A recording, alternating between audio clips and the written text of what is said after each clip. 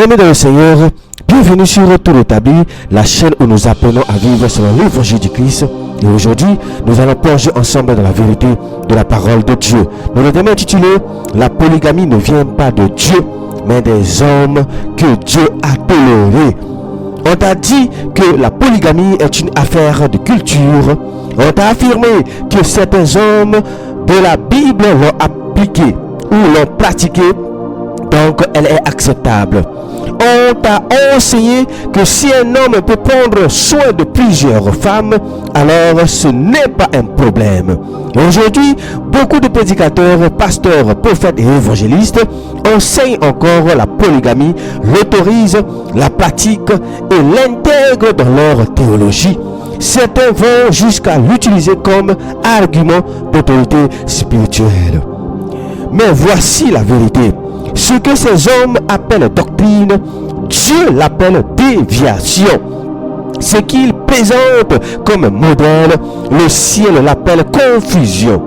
Ce qu'ils décorent avec des versets isolés, le Seigneur le rejette avec fermeté. La polygamie n'est pas une révélation. Ce n'est pas une option. Ce n'est pas un privilège masculin. C'est une déformation née de la chair, renforcée par les traditions tribales, alimentée par la domination de l'homme et justifiée par la lâcheté des faux enseignants. Elle a été tolérée dans les temps anciens à cause de la dureté du cœur des hommes, mais elle n'a jamais été voulue, ordonnée ni bénie par Dieu. Et dans le Nouveau Testament, elle est fermement exclue de la vie chrétienne, surtout pour quiconque prétend servir Dieu ou guider le peuple. Cet enseignement n'est pas une discussion, ce n'est pas un débat culturel, ce n'est pas une thèse parmi d'autres. C'est un appel à la rupture, un cri contre l'hypocrisie, un rétablissement de l'ordre divin. Le plan originel de Dieu, une seule femme, point final. Et nous allons le démontrer à la lumière de la parole de Dieu. Qu'on arrête de jouer avec Dieu. La phrase « il s'attachera à sa femme » est claire, nette et irrévocable. Une seule femme, pas deux, pas trois. Celui qui lit cela et ose dire que sa femme signifie plusieurs femmes est un menteur spirituel, un ennemi de la vérité et un tordeur des Écritures, condamné d'avance. C'est de la folie linguistique et du mensonge doctrinal. Dans n'importe quelle langue normale, quand tu dis sa femme, sa voiture, sa mère, son fils, sa sœur, tu parles d'une seule personne ou chose. Si tu veux parler de plusieurs, tu dis ses maisons, ses voitures, ses femmes. Mais quand il s'agit de leur péché sexuel, certains deviennent soudain profonds.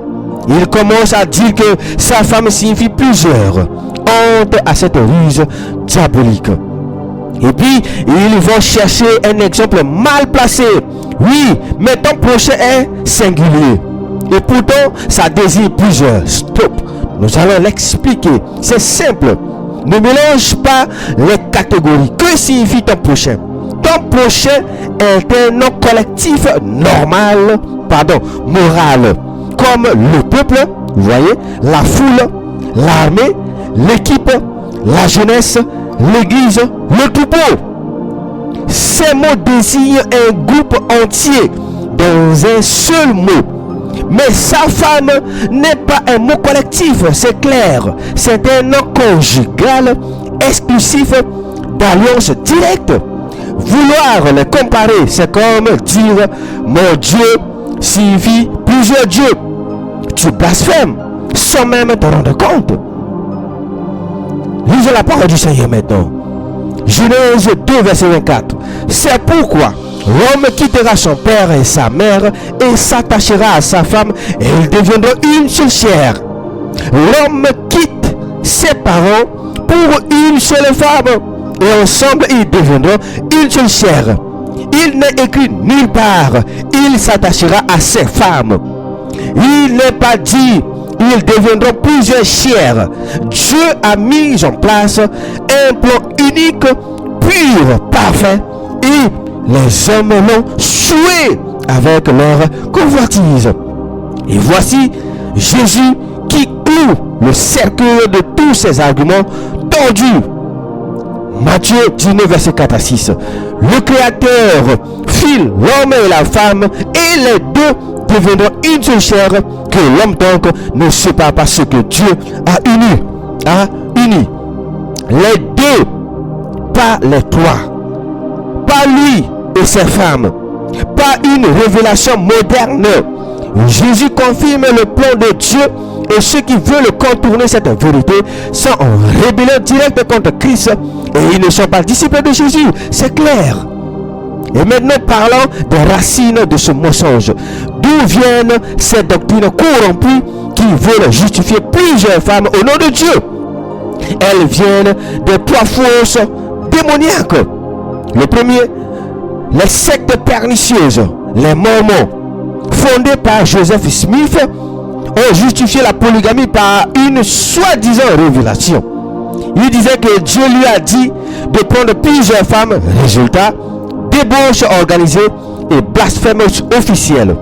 David Koresh, gourou de Waco, affirmait lui aussi avoir reçu l'ordre divin de prendre plusieurs femmes, même de mineurs. Résultat, 70 morts dans un incendie provoqué. Voilà ce que produit ce genre de doctrine: mort, confusion et condamnation.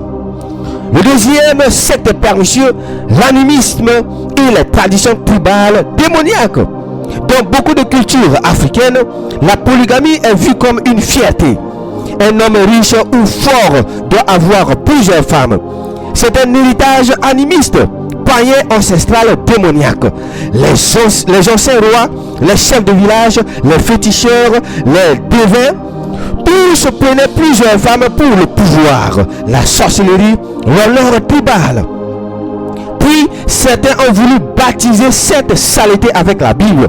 Et aujourd'hui, ils disent: Dieu aussi a permis à David.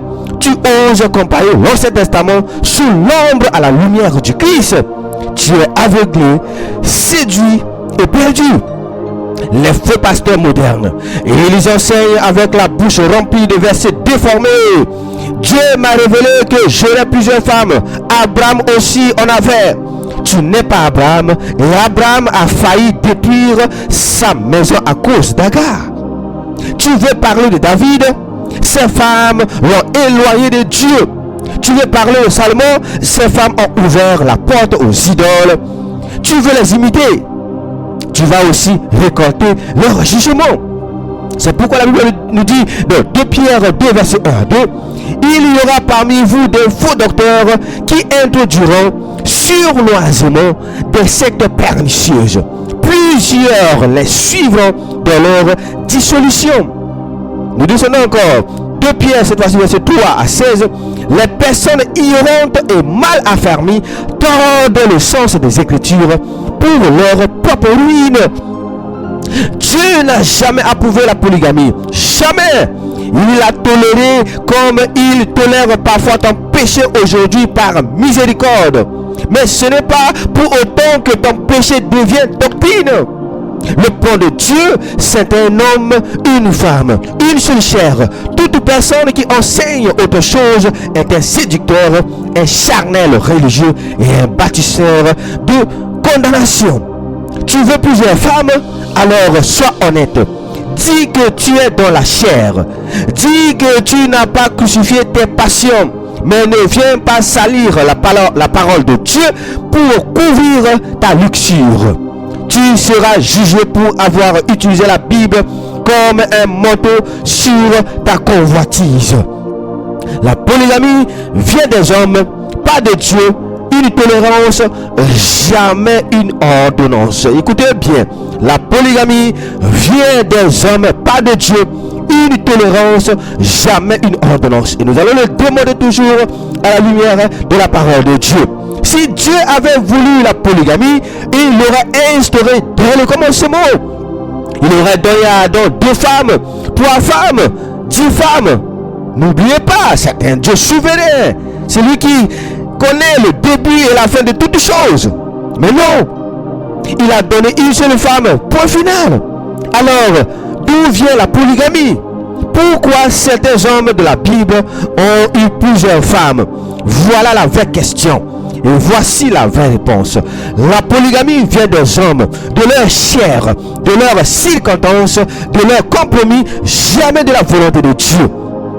La première fois que la polygamie apparaît dans la Bible, ce n'est pas avec Abraham, qu'on ne vous montre pas, ni avec un homme de Dieu. Non, c'est avec Lémec, un homme violent, descendant de Caïn. Genèse 4, verset 19. Lémec prit 2 femmes. Voilà le point de départ. Pas une bénédiction, pas une instruction divine. Juste un homme charnel qui suit les passions de la chair. Et beaucoup de ceux qui pratiquent ou défendent la polygamie aujourd'hui marchent exactement dans les traces de Lémec. Voici la vérité. Même s'ils s'habillent en pasteur, en missionnaire. Mais certains diront, mais Abraham avait Agar, Jacob avait 4 femmes, David plusieurs, Salomon des centaines. Très bien. Mais maintenant, écoute bien. Le fait que Dieu ait utilisé ces hommes malgré leurs erreurs ne veut pas dire que Dieu a approuvé ces erreurs. Il y a une grande différence entre miséricorde et approbation. Prenez l'exemple d'Abraham. C'est Sarah qui, dans l'incrédulité, pousse son mari à prendre Agar. Regardez, écoutez bien, c'est très important. C'est Sarah qui, dans l'incrédulité, pousse son mari à prendre Agar. Et qu'est-ce que ça a produit? Conflit, jalousie, rejet, haine. Ismaël a failli mourir dans le désert. Agar a été chassée. Ce n'est pas une bénédiction, c'est une crise causée par la chair et l'impatience. Aujourd'hui encore, les enfants de la chair, Ismaël, persécutent les enfants de la promesse Isaac. Voilà l'héritage de la polygamie. Chaos, tension, guerre spirituelle. Prenons maintenant l'exemple aussi de Jacob.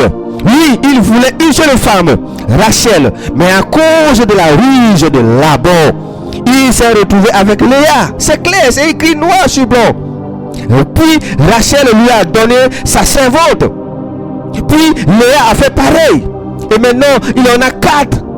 Résultat, un foyer divisé, des enfants jaloux, une lutte constante entre femmes. Ruben couche avec la femme de son père. Voici le résultat de polygamie. Joseph est détesté par ses frères. Voilà ce que produit la polygamie. Division, violence et honte. Et que dire de David? Un homme selon le cœur de Dieu. Oui, mais qui a eu plusieurs femmes. Et un jour, il en voulait encore une autre. Bathsheba. Il va jusqu'à tuer son mari pour l'avoir. Et Dieu le frappe. L'enfant meurt. Les malheurs ne quittent plus sa maison. Son propre fils d'Absalom couche avec les femmes de David sur le toit du palais. Voilà le fruit de la polygamie. Humiliation publique, jugement divin, scandale dans la maison de Dieu. Et Salomon, l'homme le plus sage, mais dévoré par ses propres convoitises. 1 Roi 11, verset 1 à 4. Le roi Salomon aima beaucoup de femmes étrangères, outre la fille de Pharaon, des Moabites, des Ammonites, des Édomites, des Sidoniennes, des Hittites, issus des nations dont l'Éternel avait dit aux enfants d'Israël: vous n'irez point chez elles, et elles ne viendront point chez vous. Elles tournent certainement vos cœurs du côté de leur Dieu. Salomon s'attacha à elle par amour. Il eut 700 princesses pour femmes et 300 concubines. Et ces femmes détournèrent son cœur. À l'époque de la vieillesse de Salomon, ces femmes inclinèrent son cœur vers d'autres dieux. Et son cœur ne fut point tout entier à l'Éternel, son Dieu, comme l'avait été le cœur de son père David. Ici, Dieu avait expressément averti par la loi de Moïse, dans Deutéronome 17, verset 17, qu'il qu'il n'y ait pas un grand nombre de femmes, afin que son cœur ne se détourne point et qu'il ne fasse pas de grande quantité d'argent et d'or. Ces passages montrent que Dieu avait interdit au roi d'accumuler des femmes et des richesses pour éviter qu'il ne s'éloigne de lui. Salomon, malgré sa sagesse, a transgressé cet ordre et a attiré sur Israël des graves conséquences, qui est schisme du royaume après sa mort, c'est-à-dire la division en deux du royaume. Dieu l'avait pourtant averti, mais il a désobéi. Résultat, il tombe dans l'idolâtrie, il construit des autels pour des déesses païennes. Lui, le fils de David, celui que Dieu avait béni, termine sa vie en adorant des démons à cause de ses femmes. Tous ces exemples crient une vérité simple. Dieu a toléré, mais jamais approuvé. C'est clair, nous voulons de le démontrer. Nous allons toujours continuer à le démontrer, toujours à la lumière de la parole de Dieu. Il a béni malgré la polygamie, pas à cause d'elle. Ce que tu appelles modèle biblique est en réalité la preuve de la patience de Dieu envers des hommes faibles. Et toi aujourd'hui, tu oses justifier ta polygamie en disant, mais Dieu les a bénis. Non! Dieu les a supportés malgré leurs péchés. C'est comme aujourd'hui, Dieu t'a gardé en vie malgré ta fornication, malgré ton impudicité, ton impureté. Mais cela ne fait pas de la fornication ou de l'impureté une doctrine. Tu prêches, Dieu te fait miséricorde, mais tu veux transformer cette miséricorde en loi. Quelle hérésie! Tu es en train de diriger une doctrine à partir de la passion de Dieu. Et c'est là que tu te perds complètement. C'est pourquoi Romains 6, verset 1 à 2 nous dit, demeurons-nous dans le péché afin que la grâce abonde. Loin de là. Ceux qui prêchent aujourd'hui que la polygamie est une option valable pour les chrétiens sont en train de bâtir une doctrine sur la base du désordre, du scandale et de la souffrance familiale. Et ces hommes sont soit séduits, soit des séducteurs, soit carrément des fils de perdition. C'est clair. Dieu ne t'a jamais demandé d'avoir plusieurs femmes. C'est ta culture, c'est ta chair, c'est ton orgueil. Et maintenant tu veux faire taire ta conscience en allant chercher dans la Bible des exemples de Dieu, des exemples de gens, que Dieu a supporté mais jamais félicité. Tu mens contre l'esprit, tu es en danger de condamnation éternelle. La polygamie vient des hommes, jamais de Dieu. Elle est le fruit de la faiblesse, de la ruse, de la luxure, de la pression sociale, de la tradition païenne, mais elle n'a jamais été un ordre du ciel. Alléluia.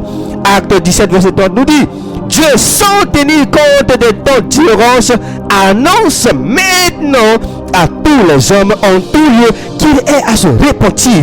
Voici, c'est ça l'évangile. Tu as peut-être vécu dans l'ignorance. Tu as peut-être grandi dans une famille polygame. Tu as peut-être vu tes anciens, tes chefs, tes parents faire cela. Mais maintenant que la lumière est venue, tu n'as plus d'excuses.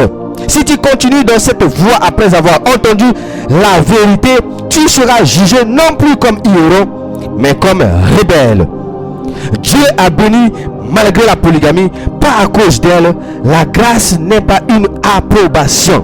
Écoutez bien, la grâce n'est pas une approbation.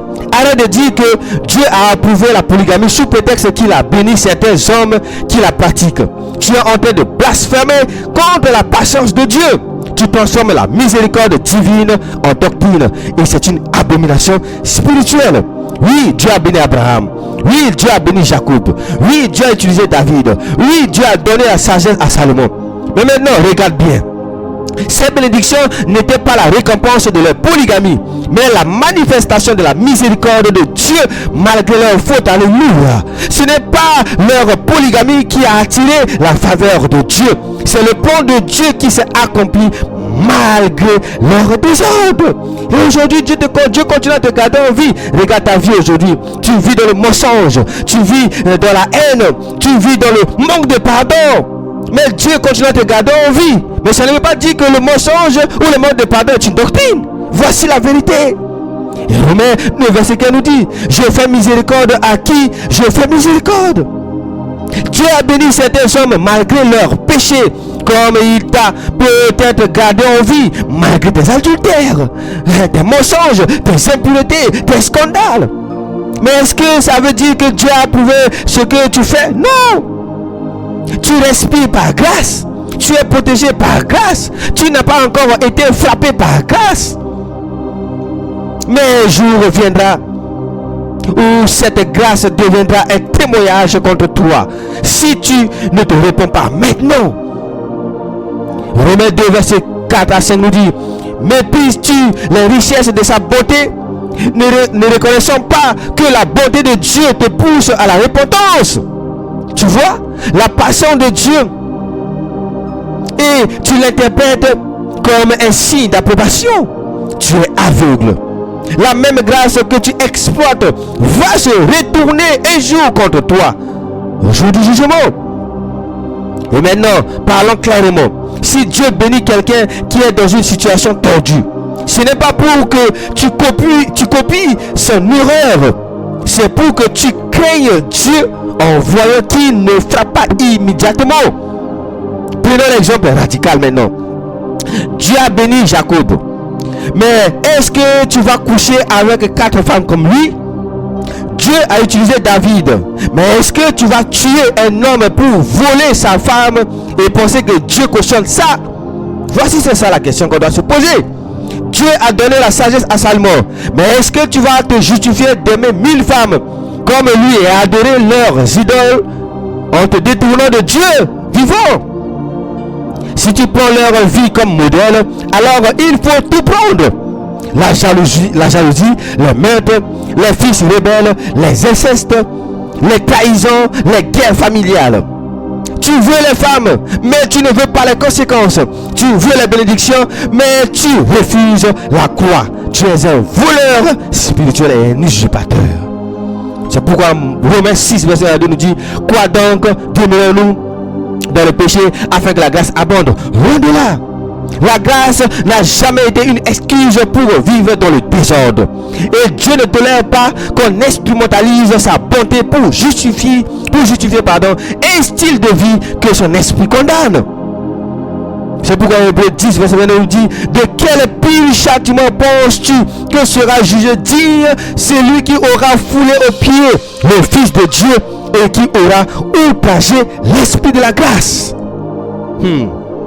Tu vis dans la polygamie, tu enseignes la polygamie, tu justifies la polygamie et tu crois que Dieu est d'accord parce qu'il ne t'a pas encore frappé. Tu ne réalises même pas que tu es en train de fouler aux pieds l'esprit de la grâce. Et pour ceux qui disent: mais Dieu ne change pas, il a accepté hier, donc il accepte aujourd'hui. Voilà ce que Dieu dit. Acte 17, verset 30. Dieu, sans tenir compte de ta différence, annonce maintenant à tous les hommes autour de qu'il est à se repentir. Oui, il y a un temps d'ombre, d'attente, de tolérance. Mais aujourd'hui, la lumière est venue. Aujourd'hui, l'ordre est donné. Aujourd'hui, la vérité est annoncée. Une femme, une chair et un seul lien. 1 Corinthiens 7, verset 2 nous dit: pour éviter l'impudicité, que chacun ait sa femme et que chaque femme ait son mari. Qu'est-ce que vous ne voulez pas comprendre par là? L'évangile est tellement simple, clair. Un homme, une femme, pas une femme plus sa rivale, plus sa cousine, plus sa servante. Pas chacune son tour, pas elle s'entendent bien. Pas je les aime toutes, pas elles se respectent. Tout ça c'est du cinéma. Ce n'est pas l'évangile pur du Seigneur Jésus-Christ. Ce n'est pas l'ordre de Christ. Ce n'est pas la sanctification. C'est une religion charnelle construite pour couvrir une sexualité malade. La vraie preuve que Dieu approuve ton mariage, ce n'est pas l'argent que tu gagnes, ce n'est pas les enfants que tu fais, ce n'est pas la paix temporaire dans ton foyer, c'est l'alliement de ta maison avec la parole. Et si ton foyer est bâti sur une structure que la parole n'autorise pas, alors tu vis sous une tolérance provisoire. Mais tu mourras sous un jugement éternel si tu ne changes pas. Mais maintenant, passons au niveau supérieur de responsabilité. Car dans le Nouveau Testament, Dieu ne se contente pas de condamner la polygamie en général, il l'interdit formellement chez ceux qui dirigent son église. Et que personne ne se trompe. Si tu conduis une assemblée, peu importe ton titre, pasteur, apôtre, prophète ou docteur, tu exerces la fonction d'évêque. Et Dieu exige de toi une seule femme. Point final. Le mot évêque signifie quoi? Nous allons voir l'origine du mot évêque. Là où le polygame fuit, le faux pasteur polygame fuit ça là. Nous allons le démontrer, nous allons expliquer c'est quoi l'évêque et sa responsabilité réelle. Avant de parler des exigences de l'évêque, il faut que tout le monde comprenne ce que signifie le mot évêque. Qui est concerné? Le mot évêque vient du grec épiscopos, qui veut dire, écoutez bien, surveillant, gardien, veilleur, inspecteur spirituel. Il ne s'agit pas d'un titre religieux inventé par le catholicisme. Non, ce n'est pas une fonction décorative. Ce n'est pas un habit violet. Ce n'est pas une chaise dorée. C'est une charge de responsabilité spirituelle devant Dieu. Alléluia. Dans le Nouveau Testament, tout homme qui veille sur une assemblée, qui dirige un troupeau, qui enseigne, qui a l'autorité sur un groupe de croyants, qui ordonne, qui répond, qui conduit, cet homme est un évêque en fonction, même s'il ne porte pas ce titre. Voici, c'est ça la vérité. Tu peux t'appeler pasteur, docteur, évangéliste, apôtre, prophète ou même frère, serviteur. Si tu diriges une assemblée, tu assumes la fonction d'évêque. Point final. Tu n'as pas besoin que quelqu'un te mette l'étiquette évêque sur le front. Ce n'est pas une question de titre, c'est une question de rôle exercé. Si tu es responsable d'une église locale, alors tu es un évêque selon Dieu. Et donc les critères de 1 Timothée 3 et Tite s'appliquent directement à toi. Tu ne peux pas dire, moi je suis apôtre, donc je ne suis pas évêque. Tu ne peux pas dire, moi je suis prophète, je ne dirige pas, je ne suis pas concerné. Tu ne peux pas dire, je suis docteur, donc c'est un autre qui gère l'église, pas moi. Tu exerces un ministère. Voici la question. Tu as l'autorité dans une assemblée. Tu prêches et les gens t'obéissent.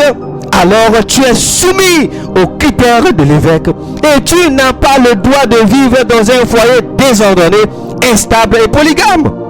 Ceux qui fuient cette vérité sont des manipulateurs. Ils refusent le mot évêque pour échapper aux critères mari d'une seule femme. Mais en même temps, ils prennent toute l'autorité d'un évêque pour diriger les autres. C'est de l'hypocrisie spirituelle. L'exemple est concret. Si tu as une église, tu es le berger principal. Tu enseignes, tu exhortes, tu corriges, tu imposes les mains, tu ordonnes des anciens, tu t'occupes des finances, tu prépares la vision. Tu es donc celui qui exerce la surveillance spirituelle de l'assemblée. Voici, c'est ça la vérité. Alors tu es un évêque selon la Bible. Et Dieu dit, il faut qu'il soit mari d'une seule femme. Tu ne peux pas fuir cette exigence. Tu ne peux pas te cacher derrière ton titre préféré. Si tu conduis un peuple, alors tu es soumis aux critères. Lisons maintenant la parole du Seigneur. Oh, j'aime la parole du Seigneur. Tite 1, verset 7 à 9. Car il faut que l'évêque soit irréprochable comme économe de Dieu, attaché à la vraie parole, afin d'être capable d'exhorter selon la saine doctrine et de réfuter les contradicteurs. Ouf, notre Dieu est bon. Ce passage montre que l'évêque est celui qui garde la doctrine et qui a autorité pour corriger. Ce n'est pas une fonction de décoration, ce n'est pas un badge religieux. Si tu exhortes publiquement, si tu enseignes, si tu es à la tête, alors tu es un évêque en action. Et si tu es polygame, instable ou adultère, tu es un contre-modèle et tu es disqualifié. Ils refusent le mot évêque, mais agissent comme des évêques. Aujourd'hui, plusieurs hommes se donnent des titres pompeux. Moi, je suis docteur. Moi, je suis apôtre. Moi, je suis prophète des nations. Mais ces mêmes hommes ont leur propres églises, ont des anciens sujets, ordonnent des ouvriers, font des séminaires, ont des fidèles qui les appellent papa ou révérend. Donc ils exercent exactement le rôle d'évêque, mais refusent de porter la responsabilité morale. Ils veulent le pouvoir, mais pas le critère. Ils veulent l'honneur, mais pas la soumission à la parole de Dieu.